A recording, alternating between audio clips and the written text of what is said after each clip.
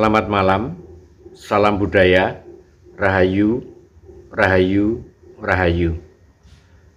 Pada video bagian pertama dijelaskan oleh Romo Daru tentang konsep Tuhan dengan analogi sederhana, yaitu matahari dan cawan air.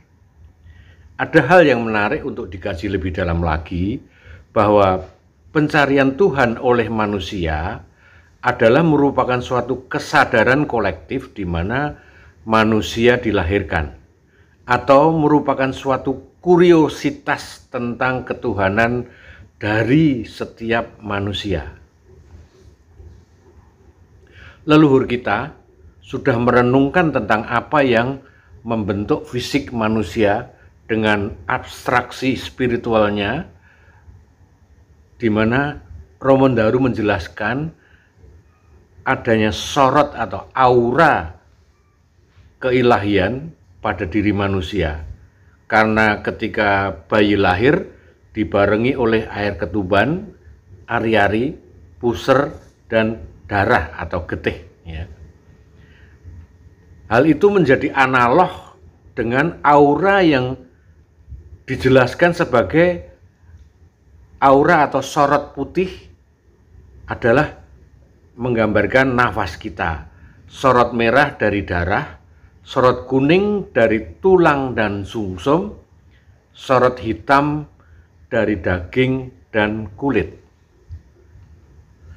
Pada ajaran Sastra Jendra atau Sastra Jendra Hayuningrat Pangruwating Diyu, 4 unsur atau patang anasir ini dipahami merupakan cerminan watak dari manusia itu. Maka Romo Daru mengatakan hal itu sebagai penterjemahan sinar Tuhan secara horizontal. Sunan Kalijogo menerjemahkan dengan istilah yang lebih menjadi populer, yaitu menyebutnya dengan nafsu-nafsu, yaitu seperti amarah, alwamah, mutmainah, dan sobiyah.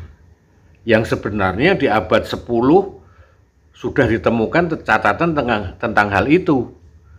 Begini kira-kira ya. Sinar merah itu nafsu kamurkan, kemurkaan, atau ambisius, serakah, mau menangnya sendiri. Dalam bahasa Latinnya polemos. Dalam pewayangan dilambangkan sebagai rahwana. Yang kedua, nafsu kasantosan, itu sinar hitam, penuh pengorbanan, membela apa yang dianggapnya benar, pengabdian, yang kalau bahasa Latinnya adalah egosentros, dilambangkan wayang Kumbakarna.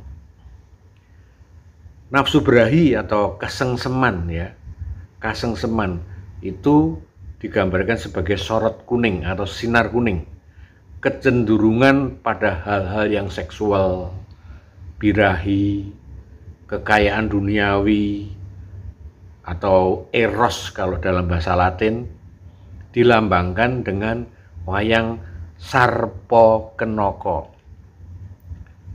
Yang keempat, sinar putih itu nafsu kesucian. Kalau di zaman dahulu disebut kasucen, kesucian, ya. Itu melambangkan suatu watak atau nafsu dari seseorang itu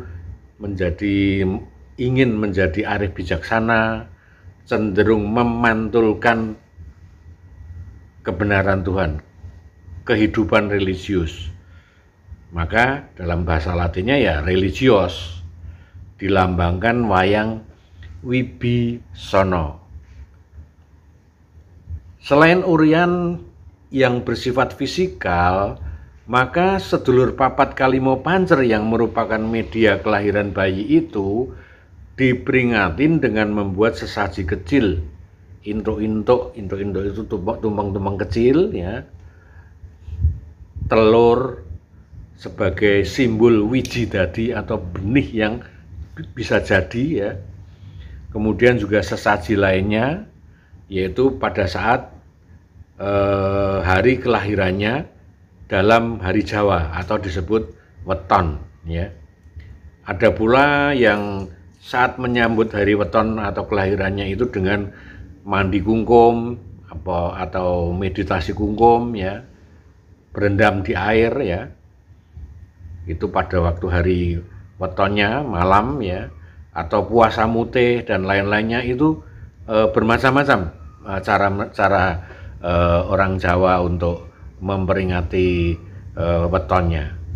Di zaman dahulu, kelahiran bayi ini sangat dihormati dan disakralkan.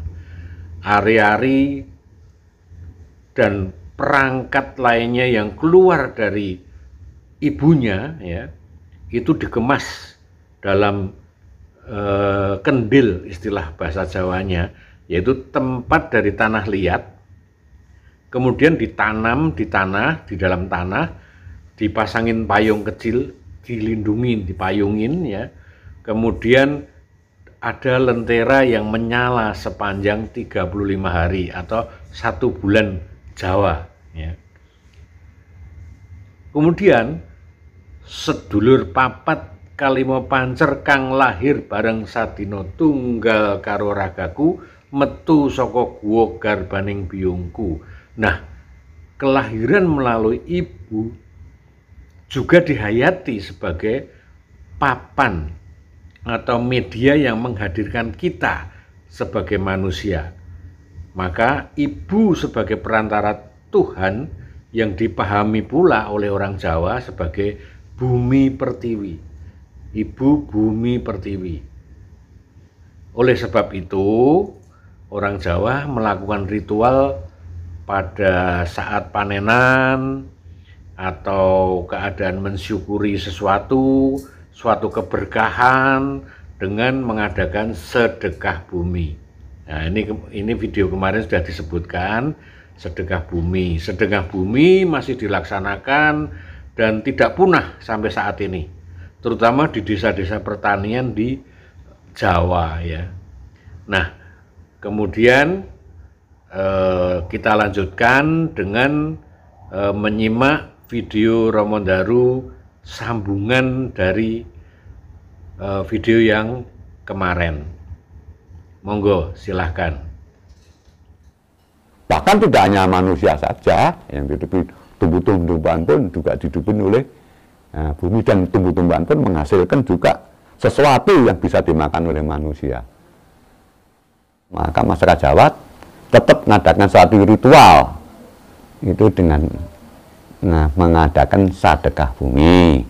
Lah, sedekah bumi itu tidak lepas dari buah-buahan yang dinamakan polo kependem, polo kesampar, dan polo gumantung. Apa itu polo kependem? Nah, polo kependem itu hasil dari satu tanaman yang di dalam tanah.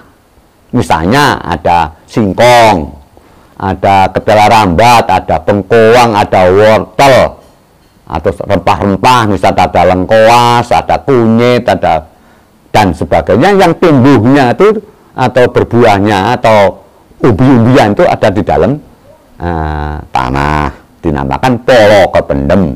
Nah, kalau polo kesampar yaitu sesuatu hasil dari tumbuh-tumbuhan itu menghasilkan di atas tanah, misalnya adanya semangka, labu, gambas, oyong itu, kalau orang Jawa bilang ceme, nah, mentimun dan sebagainya. Itu kalau tidak merambat itu mereka berserakan di tanah. Namanya kesampar oleh kaki, teman-teman. Polo kesampar. Yang terakhir adalah, yang ketiga adalah polo gumantung. Apa yang dinamakan polo gumantung? Yaitu buah-buahan yang di atas tanah, yang gemantung. Gemantung itu kayak mangga, gemantung, salak, pisang, jeruk, apel, dan sebagainya. Yang di atas tanah itu tidak lepas dari itu. Sesaji atau sajennya itu atau bebantennya itu tidak lepas dari tiga ini sagamu ini: polo kependem, polo gumantung, dan polo kesampar, dan jenang abang putih. merah dan putih. Itu melambangkan dari putih dari bapak dan abang itu dari ibu. Itu yang lainnya nanti tergantung dari keperluan yang lain. Jadi manusia hidup itu hidupnya itu tidak linear, tapi adalah circle. Jadi manusia lahir, terus menjalani hidup, terus meninggal. Jadi antara lahir dan meninggal itu sama sebetulnya, sama. Dari kecil, ya, dari membentuk embrio, juga bayi, lahir, menjalani hidup, dan meninggal. Nah, pada waktu manusia itu pertama kali lahir itu tidak menyedot napas, tapi mengeluarkan napas dengan ditandai bahwa bayi itu menangis, wah, itu mengeluarkan napas. Nah, itu pada waktu lahir. Nah, pada waktu meninggal itu juga harus mengeluarkan napas, jangan menyedot napas, karena meninggal itu harus dengan rasa yang ikhlas, meninggalkan apapun yang ada di dunia yang ia cintai, yang ia miliki dan sebagainya, pasrah dan ikhlas. Maka pengeluaran secara fisiknya itu mengeluarkan napas melalui badannya. Itu dalam aksara Jawa di wiknya atau pangsangan yang aksara terakhir itu adalah mengembuskan napas yang terakhir.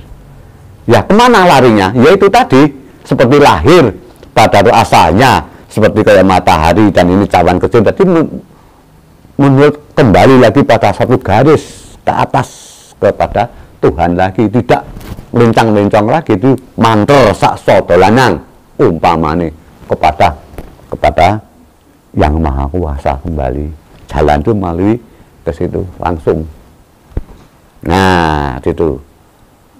Jadi jasad ini sudah kembali lagi kepada asalnya lagi, balik ke tanah atau dibakar menjadi abu dan sebagainya, dan rohnya itu kembali kepada melalui jalan sukma menuju kepada Tuhan yang Maha Esa.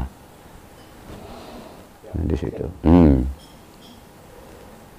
Karena masyarakat di Jawa umumnya itu menganggap Tuhan tangkenoki nopo nggak bisa digambarkan kayak apa. Yang ada punya sifat-sifat yang kasih sayang kepada umatnya, kepada apa yang diciptakan itu yang ada di dunia.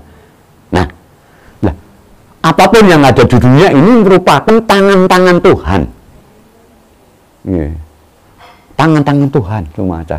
Termasuk manusianya sendiri itu merupakan tangan-tangan Tuhan. Kalau manusia ini punya sifat seperti kayak Tuhan, welas asih misalnya, itu.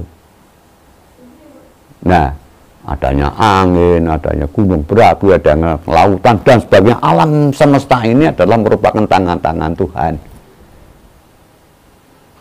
Nah, di situ maka dengan kesadaran atas mereka itu merupakan satu instrumen daripada alat-alat Tuhan, maka manusia tetap harus menjaga kelestariannya, harus menjaga memahayu hayuning bawono. Jadi kasih sayang kepada apa yang ada di alam ini dan termasuk manusianya sendiri, karena mereka menjadi alat-alat daripada tangan Tuhan. Jadi Tuhan memberikan apapun mesti pakai perantara.